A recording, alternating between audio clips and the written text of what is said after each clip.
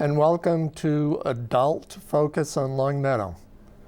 We are a panel of adults from the Longmeadow Adult Center. We meet monthly with town officials in order to discuss with them issues of interest to town residents. Our program is broadcast by Longmeadow Community Television, LCTV, 3 times a week. On Sunday mornings at 10:30 a.m., on Tuesdays at 9:30 a.m., and again at 6:30 p.m. Our guest today is Beverly Hirschhorn, who is Health Director for the town of Longmeadow. Beverly also heads up the Longmeadow Medical Reserve Corps. Our purpose today is to inform the residents of Longmeadow about what services this group provides. Our panelists are myself, John Bowen, Dr. John Carey to my right,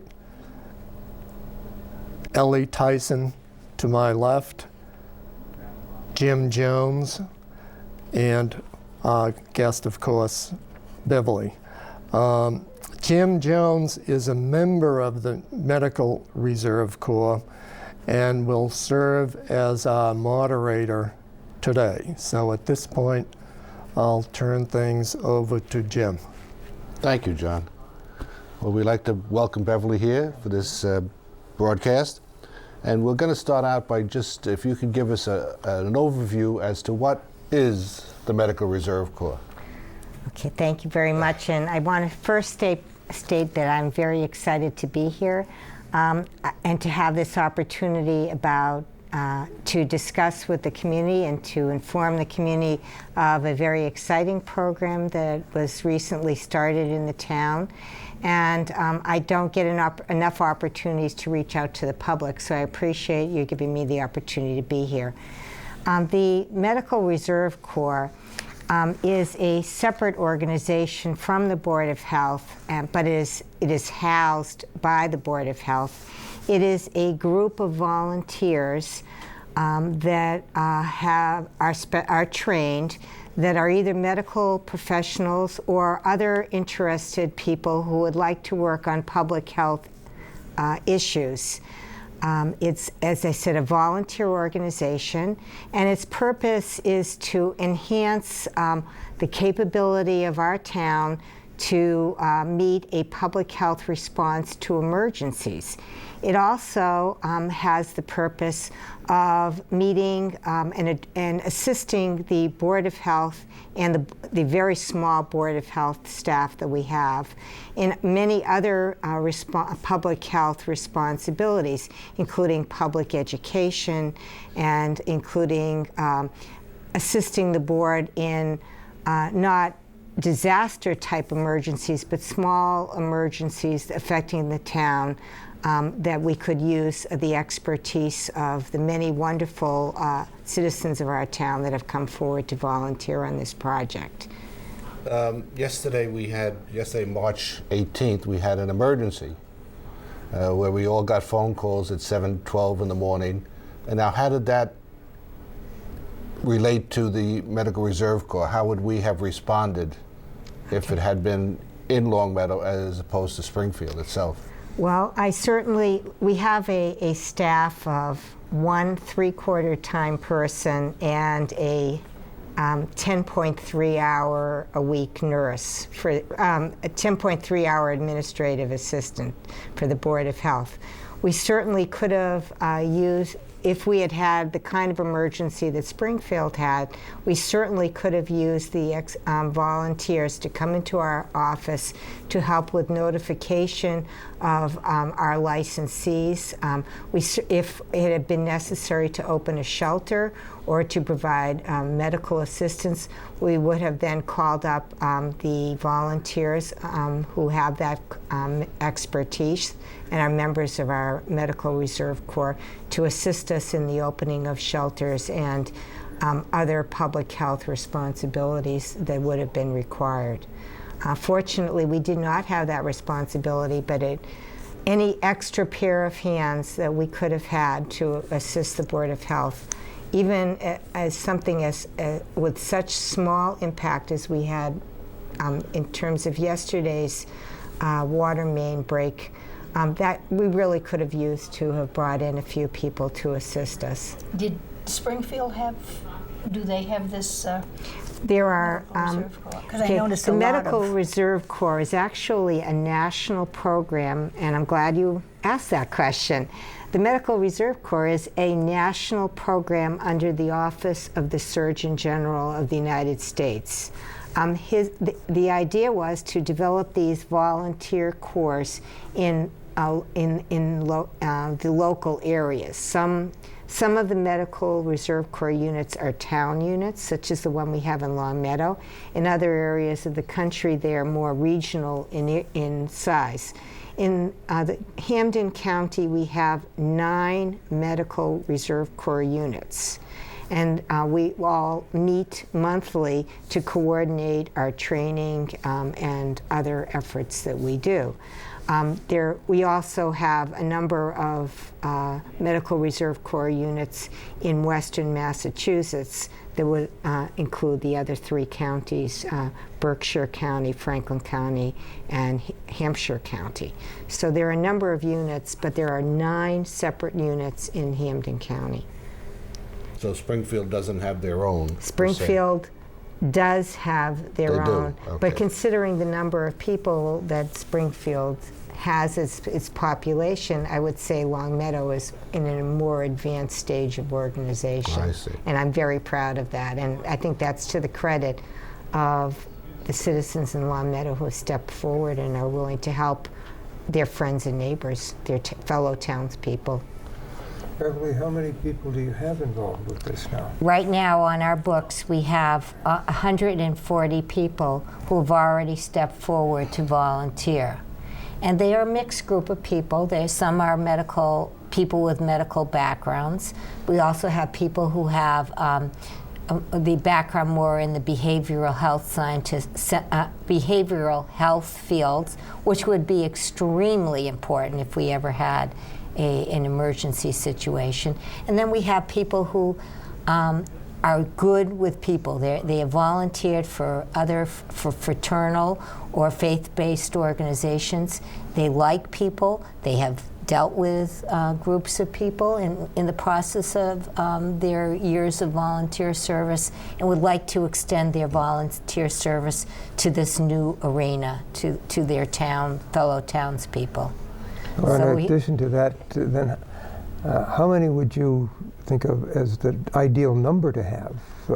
Believe it or not, we need several hundred volunteers because thinking about this, in any emergency, people have job responsibilities, and a good many of our medical volunteers who are still actively working, that are not retired, their first priority would be to their employer. So I think we would have to expect that a number of people who have been trained, and actually we have now 35 people who have completed approximately 10 hours each of minimum competency trainings.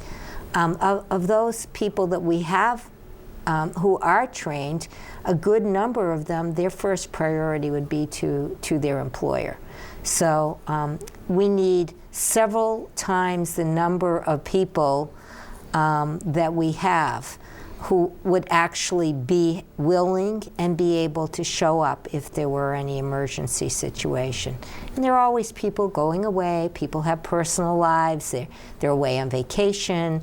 There's a family situation that has arisen since the time that they enrolled in the unit and would make their active deployment not possible for them.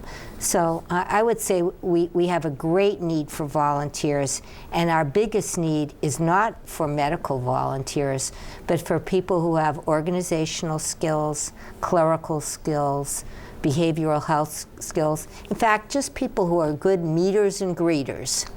That would be a great need that we have.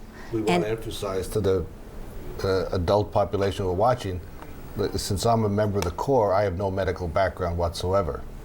and I'm a meter and a greeter, and we need that type of person in the Medical Reserve Corps to, to greet the people as they come into shelters, etc. So you don't have to have a medical degree in order to join the Corps, correct? That is correct. And when you think about it, in any situation where there is an emergency, having a friendly, welcoming face, somebody who can assist you in getting you to the right place, who can hold your hand, who can pick up a child's toy, who can hold a child's clothing while they're getting a vaccination, who can assist an elder who may have a little bit of mobility problems. These are the kind of people that would greatly be needed in any emergency situation. I think especially since it's a familiar face. And is there an age limit? Is there a... I think our minimum age is approximately 16. So I think it starts with kids who might not want to be doing community service, Boy Scouts, Girl Scouts, that kind of those kinds of young people. But assuming you have some degree of mobility, and most of all, an interest in helping your fellow townsperson, I think we could find a place for you. Even if you don't have the greatest mobility yourself, we could find a table for you to sit at, some form, you could help out filling out forms. I think we could find a job for just about anyone. I think you just have to like people and want to help your fellow human being that lives in You could town. also tell them, you during the past flu season, you had some of your volunteers at the senior center signing the people in and sending them to the correct table, Yeah. etc. We have so many people in this town with wonderful expertise, and I don't just mean medical expertise. We have people who have worked in fraternal organizations and religious organizations as volunteers for years. And I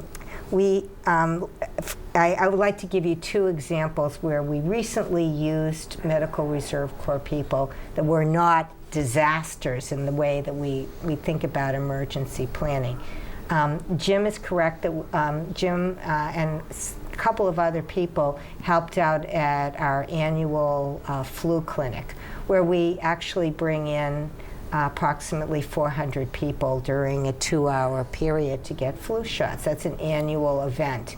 But it was so helpful to have Jim there. Jim is known in the community for his volunteer work, and so people were delighted to see a friendly face. And the work that was asked of Jim to do really, was certainly within his ability to follow instructions. But Very easy. It was really very helpful to have a friendly face. People come in, and it would seem, to most people, it would seem rather a day-to-day procedure to come in and get a flu shot. But because of the numbers of people that arrive at the same time and place, and because some people have a concern that will run out of vaccine and they won't be protected and their health will be at risk, it really calms down people when they come in the door and see people that they know. We also had people stationed in the course of getting people through the process. Mm-hmm. And it just helps to have a few extra people there so that people don't get lost in the crowd and get confused, and it simplifies the process. It was really quite a good thing. Another project that I want to mention is the work that some of our volunteers do to supplement the Board of Health staff. And I think I mentioned that we have a very small budget, but we want to get a lot done. And sometimes if you just can get a few volunteers in for a few hours to work on a project, that can allow our Board of Health to engage in activities that just are not taken care of in other towns. Our most recent example was a project to assist employees of our town who want to quit smoking to get nicotine replacement patches The patches were going to be given to the town free of charge.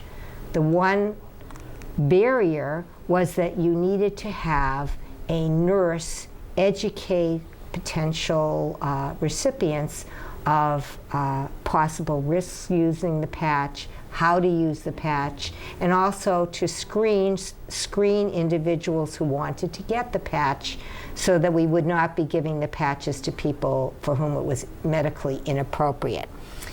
I was able to call a couple of volunteers, bring them in to get the appropriate training and to assist with this project. For the town, it allowed us to engage in a process that we would not be able to do because we don't have a budget to do it. For the volunteers, it allowed them to expand their expertise in a subject matter that they had never done in their professional nursing career. So for them, it was a way of feeling that they had, even though they were of retirement age, broadening the subject matter that they knew something about. So it engaged them, them in a professional manner. So that was great. But also it assists the town because the more employees that we have that are healthy employees, it would mean that they are accessing their health care less. The town shares in the cost of employee health insurance, so it's a win-win for everybody. The town has healthier employees that could potentially stabilize the health care costs for the town. It enhanced the professional expertise of our volunteers, and it helped our Board of Health engage in an activity that we would otherwise be prevented from doing because of our small budget. So I think it was a win-win for everyone. John? Beverly, what kind of a relationship do your medical Reserve Corps people have with the local police and fire departments? Do they work together in the spirit of cooperation, or might your people be considered intrusive by some of them? Well, to be honest, public health have been latecomers to emergency response. I'm going to be very honest about that. And I think one of the reasons why public health was not considered an emergency responder in the same way as police and fire is because we haven't had the training that police and fire have had, and we have not been seen as full-time, to be available on a full-time basis. In order to more actively engage the police and fire in using us as a sort of a member of their team, so to speak, one of the requirements for Medical Reserve Corps is that they have an understanding of what is called incident command. And all emergency situations are handled sort of in a quasi-military fashion so that each responder knows their place, what their responsibilities are, and whom they are supposed to report to. And so actually, the federal government understood that their volunteers would not be considered legitimate responders unless we all understood the language of police and fire and understood their methodology of response. And so one of the mandatory trainings for our Medical Reserve Corps volunteers is in incident command. So that's been very important. I think our volunteers are taken very seriously. I know our police and fire department do take this corps, our unit, very seriously. They've been very gracious in responding to us and participating in our trainings. They take our volunteers seriously.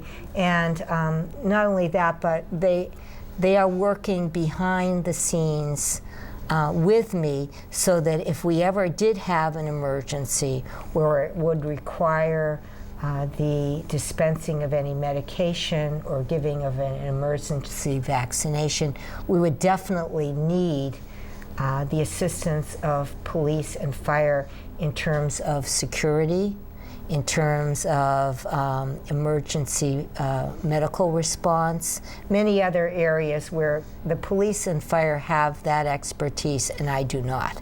So they've been very active players behind the scenes, helping me get the town ready for an emergency public health response. Doctor, Thank you. you had a question?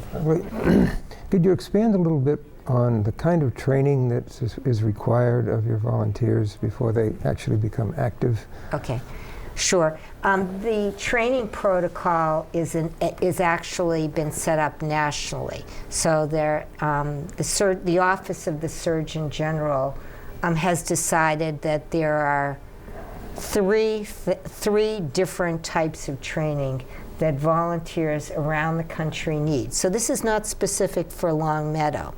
It is the reason why it is not specific for Long Meadow is because our Long Meadow volunteers might be asked to deploy in other places. So I think it's reasonable that a city or town or area that receives Medical Reserve Corps volunteers knows that the people have had a certain minimum of training, and so they can depend on what this volunteer can do.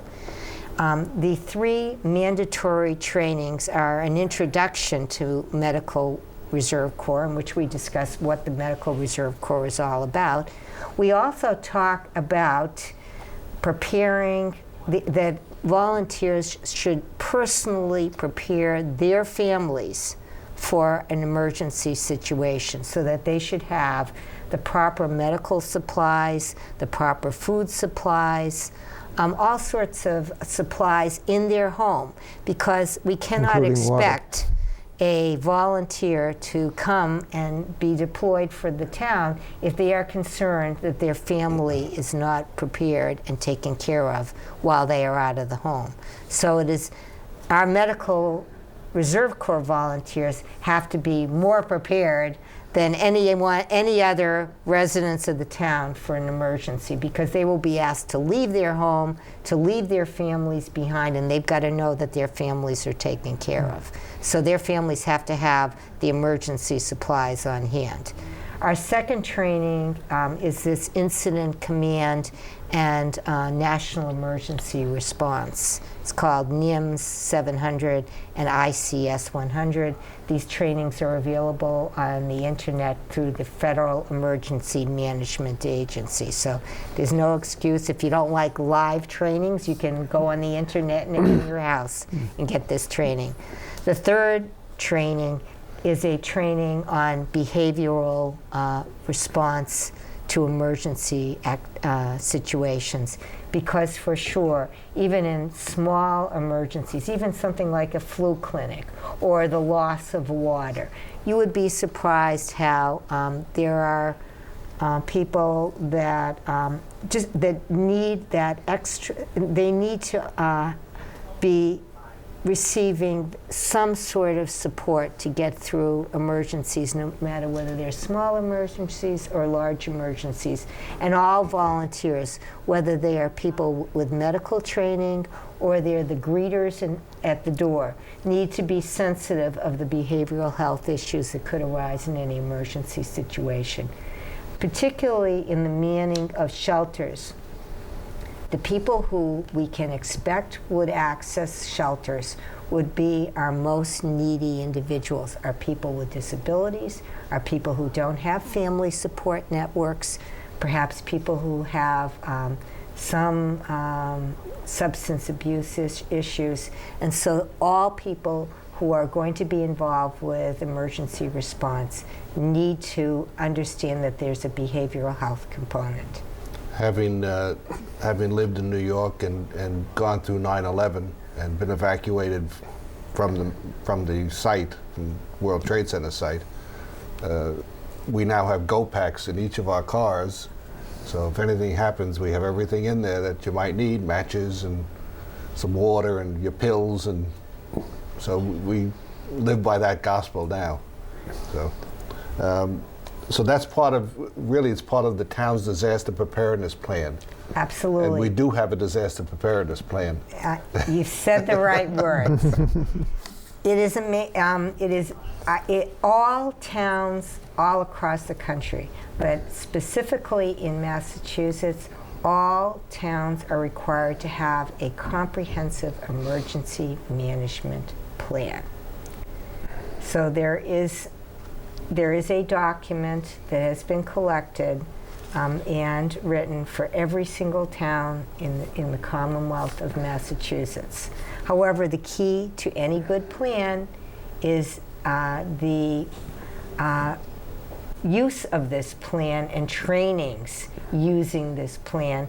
And we are fortunate that our town fire chief, Captain Madison, I should say Chief Madison, is our emergency management director for the town, and we actively train on that plan. So that plan is not just a document that is kicking up dust in his, collecting dust in the town manager's office, in his office, but that each and every person who works for the town, as well as our emergency, our medical reserve corps volunteers, know that there's a plan and know their role in the plan in the event of any type of town emergency, whether it be a public health emergency or some other kind of emergency. You were explaining the three basic courses you have to pass to become certified, but why don't you explain there's a course being offered at the end of this month, okay, or a program. There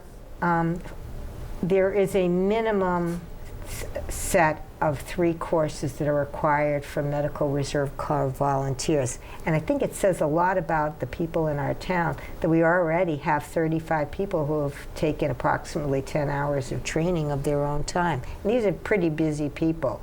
In addition to that, in order to keep people's interests, we like to regularly offer courses to enhance the expertise of our people and to keep them interested. So this month there'll be a shelter training. I believe there's going to be a full-scale drill in June at Westover Air Force Base. So we try to keep people interested and make them feel that they are gaining in their expertise. Great. John? We know that there are a lot of seniors living alone in Long Meadow, and we have been told that there is a good safety net in regard to seeing that they're taken care of. Or could you please explain some of that to us? Well, as I said before, there's a lot that goes on behind the scenes in town government, and I don't want to pat myself on the back, but I think that we don't publicize enough the resources that we have in our town to deal with the most fragile people. To be honest, whether they're seniors, whether they're adults where there is no social service net available because there isn't any designated program that they can fall under, and also, unfortunately, children who are being neglected in one way or another. And we have, I like to call it a rapid response team, but I think it's to the credit of many of our town departments, and I want to mention police, fire, selectmen, our building commissioner, and our Council of Aging, nurses and social worker, who just jump in when we find out these situations and are able to assist people. And I do believe that this is a unique program, and not all of our area towns do it. I think what we're going to have to do is stop at this point, and you want to make we're going to come back. We can continue this have another program at another point. Thank you, Beverly, for coming in Thank today. you for inviting me. So much information. We should continue this discussion. But I also want to thank the members of the panel and LCTV for giving us the time today. I suspect we've all learned a few new things about Long Meadow today, And if you've missed previous panels, the DVDs are available at the Longmeadow Adult Center, and you can watch them down there.